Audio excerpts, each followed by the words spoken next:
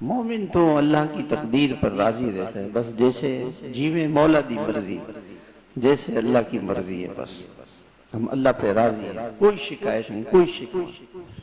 اس قربانی پر اللہ تعالیٰ نے وہاں اپنا گھر بنایا، اور قیامت تک جتنے انسان وہاں جائیں گے زمزم کا پانی پیئیں گے، اس کا ثواب حضرت حاجرہ کو ملے گا۔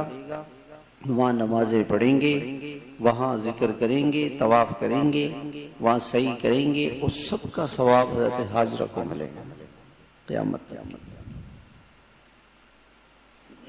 پھر اگلا امتحان یہ آیا کہ جی 80 برس ابراہیم علیہ السلام اللہ سے دعا مانگتے رہے، رب ہب لی من الصالحین، کہ اللہ نیک اولاد دے دے۔ 80 سال تک دعا مانگا، بیٹا نہیں۔ 80 سال کے بعد بیٹا دیا، کہ ان کو چھوڑا۔ کچھ دنوں کے بعد کہا خواب دیکھا تھا شام میں کہ ذبح کرو۔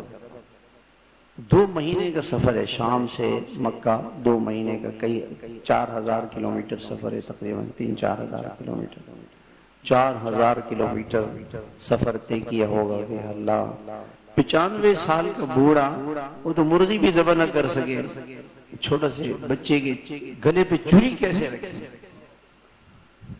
یہ نہیں کہا کہ اللہ اس بچے کے قربان ہونے میں آپ کا کیا جائے گا، معصوم بچہ ہے، اس نے تو کوئی گناہ بھی نہیں کیا، یہ سوچ ہی نہیں آئی، گناہ نہیں کیا ہے، کیوں کر رہے ہیں یا اللہ کوئی اور حکم دے دیں، کچھ بھی۔ اور ماں سے کہا کہ اپنے دوست سے ملوانے لے جا رہا ہوں، اس کو تیار کرا، تیاری کروائی، کپڑے بدلوائے، وہاں پہنچ کے کہا کہ بیٹا اللہ کا حکم ہے کہ ذبح۔ اللہ بابا تیار، خوشی سے تیار۔ کہ کیوں؟